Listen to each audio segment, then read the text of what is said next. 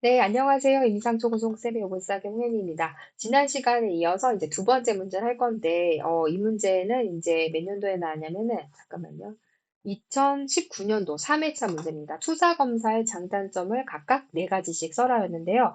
문제 자체가 어려운 게 아니라 세 가지로 주로 나왔었는데, 네, 주로는 아니고 한 번 나왔었으니까 세 가지가 나왔었는데 네 가지라 이게 좀 황당한 거죠. 하지만 제가 전에도 말씀드린 것처럼 예를 들어서 세 가지에서 네 가지를 써라고 했으면 그 세 가지 외우셨던 것 중에서 쪼갤 게 뭐가 있는지 한번 보시는 거예요. 쪼갤 게 뭐가 있는지 보고 쪼갤 수 있는 걸 쪼개면 세 가지가 네 가지가 된다. 네, 네, 그렇게 말씀드리고 싶습니다. 꼼수긴 한데 어쩔 수 없잖아요. 네, 첫 번째 이제 투자검사의 장단점 각각 네 가지. 자, 그럼 첫 번째 장점이 뭐가 있을까요? 장점을 말을 하면 먼저. 네. 제가 제 문제집에는 어떻게 썼냐면 독특하고 다양한 반응이 도출된다. 이렇게 썼을 거예요. 근데 독특하고 and 다양한 반응. 이 두 개를 쪼개야 됩니다, 여러분. 네. 독특한 반응이 도출된다. 다양한 반응이 도출된다. 이게 사실은 다른 말이거든요. 예, 그래서 이렇게 쪼갤 수 있는 거를 쪼개주는 거. 그럴 때 가지수가 늘어나면 당황하지 마시고 그렇게 쓰시면 될 것 같습니다. 객관적 검사나 행동 관찰, 면담 등에 비해 투자적 검사는 매우 독특한 반응을 도출하며 이는 개인을 이해하는 데 매우 유용하다. 이거 제가 그냥 하는 말이 아니에요, 여러분들. 이거는 박영석 교수님의 정말 오래된 고전이죠. 심리검사의 실践 같은 뭐, 거기에 나와 있는 내용입니다. 그래서 이 객관적 검사하면 대표적인 게 MMPI잖아요. MMPI는 둘 중에 하나만 해야 되죠. 예나 아니요. 둘 중에 하나로만 되어 있기 때문에 되게 제한된 선택지 안에서 골라서만 답을 할 수가 있어요. 그러니까 뭐 이상한 행동을 보이기가 어렵죠. 물론 이제 그 안에서 또 이제 기차게 이상한 행동 하시는 분도 있을 수 있지만 어쨌든 제한된 넌 응답 안에서 해야 되기 때문에 반응 자체가 독특하기는 어렵죠. 행동도 마찬가지예요.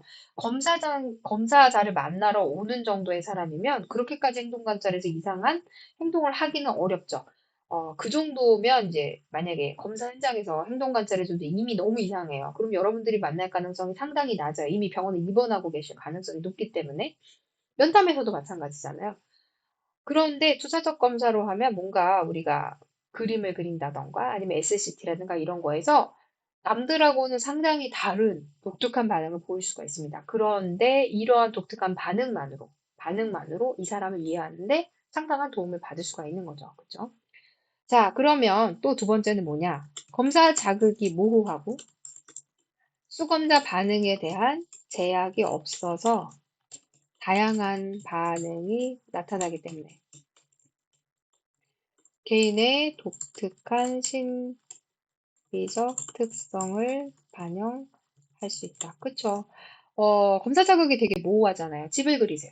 뭐 사람을 그리세요. 이렇게 모호하게. 무슨 집이요? 그러면은 내 그리고 싶은 대로 그리세요. 이렇게 말하잖아요. 되게 모호하잖아요. 뭐 무슨 방은 세 개고 화장실은 두 개여야 되고 이런 구체적인 기준이 없잖아요. 그냥 본인이 알아서 그리는 거고 로샤 검사도 마찬가지입니다. 로샤 검사 같은 경우에도 그냥 그 잉크 반점 카드를 주잖아요. 수검자한테. 무엇으로 보입니까? 그러면 이제 뭐라고 보인다고 이제 다 대답을 해야 되는 거니까 정해진 게 없단 말이에요. 그래서 상당히 다양한 베리에이션이 되게 넓은 그런 반응들이 나타납니다. 그래서 아주 독특한 심리적 특성이 거기에서 나올 수가 있다. 자, 그리고 세 번째는 객관적 검사에 비해 수검자가 심리적으로 방어하기 어렵다. 그쵸? 방어가 왜 어려워요? 이게 어떻게 쓰이는지 몰라요. 그러니까 HTP 같은 경우에 상당히 이제 노출이 많이 돼서 이제 오염이 많이 됐다고 하는데 그럼에도 불구하고 그 수검자의 심리적 특성을 잘 나타내는 검사 중에 하나죠. 뭐 어떤 친구는 이거 옹이가 그리면 좋은 거라면서요 하는 옹이 10개 그리는 친구 있어요. 그럼 이제 해석할 때는 조금 고려를 해야 되겠지만 그럼에도 불구하고 선의 어떤 굵기라든가 뭐 지우개라든가 여러 가지를 통해서 그 사람의 심리적인 네, 그런 정서 상태 같은 것들이 나타나기 때문에 그것까지 다 방어하기는 매우 어렵죠. 매우 어려워요. 특히 이제 숙련된 검사자의 눈을 속이기에는 네, 방어하기에는 상당히 어렵다. 어려워요. 자, 그리고 평소에는 의식하지 못했던 어떤 사고, 감정의 자극으로 인해 수검자의 전의식, 무의식적, 심리적 특성이 반영될 수 있다. 뭐 예를 들어서 인터뷰 때 저는 엄마가 제일 좋아요. 뭐 아빠가 제일 좋아요. 뭐 우리 엄마 아빠 사이가 너무 좋고요. 뭐 그렇게 얘기를 한 친구가 있어요. 예를 들면 얘예요. 근데 KF들이 봤더니 전혀 아니에요. 뭐 예를 들면 KF들이 봤더니 뭐 거의 파탄난 가정에다가 정서교류 전혀 없고 쇼윈도 가족이다. 이럴 수 있거든요. 그러니까 본인이 그렇게 방어하려고 했을 수도 있고, 실제로 그렇게 믿는다고 생각할 수도 있으나, 내면 깊이에는 아니라는 걸 알고 있겠죠. 예, 그런 것들이 그림 검사에서 나와요. 그래서 이런 것들이 투자 검사의 장점이다. 자, 그러면 단점은 뭐가 있을까요? 단점. 장점과 단점은 여러분들께서 어떻게 외우시냐면, 객관적 검사의 장점이 바로 투자적 검사의 단점이 되겠죠. 객관적 검사의 장점, 가장 큰 장점 뭐예요? 객관적 검사니까 일단 객관적이고, 그다음에 신뢰도 타당도가 보증되어 있다는 거잖아요. 그러니까 뒤집으면 투자적 검사에서는 신뢰도가 어려워요. 신뢰도가 장담하기 어렵고, 타당도가 좀, 왜 우리가 타당도를 자신하기 어렵고, 이런 것들이 다 단점이 되겠죠. 첫 번째, 검사의 신뢰도에 뭐 문제가 있을 수 있다. 뭐 이렇게 쓰실 수도 있고요. 부족할 수 있다. 이렇게 쓰시면 되죠. 네, 검사의 신뢰도가 부족할 수 있다.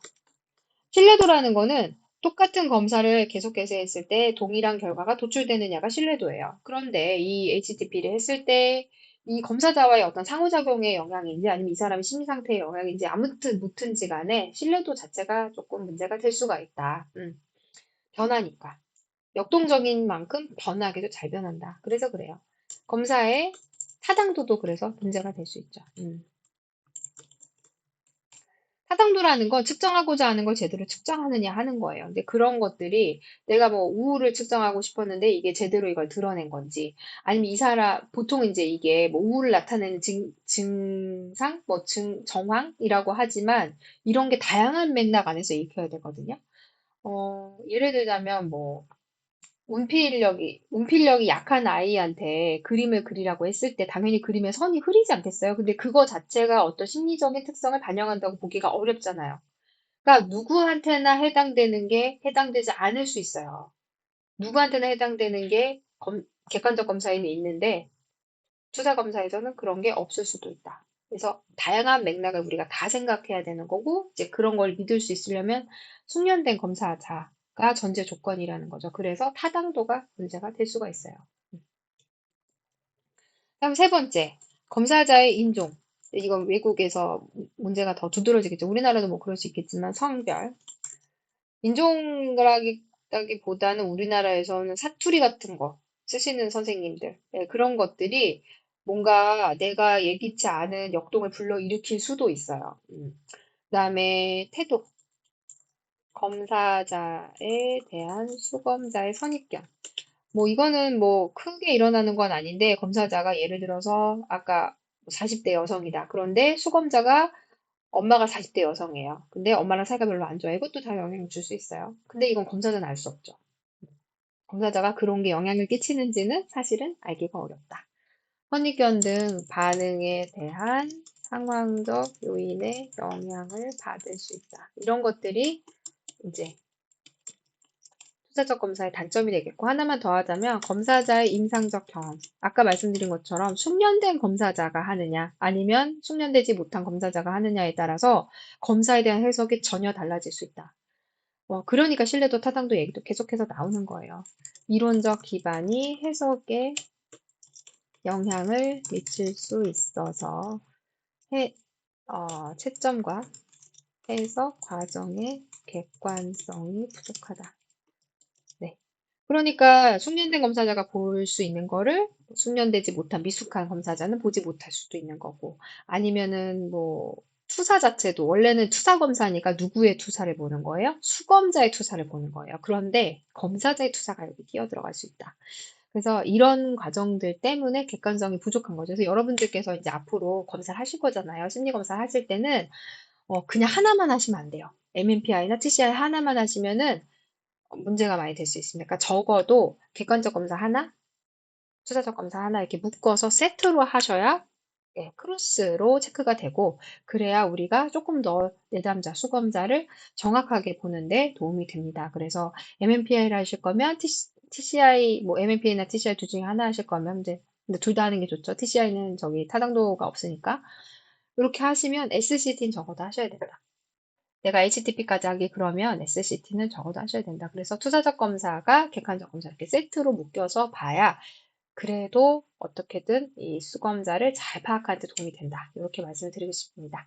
오늘은 여기까지. 네, 저는 또 다음 문제로 여러분들과 함께 즐겁게 공부하도록 하겠습니다. 감사합니다.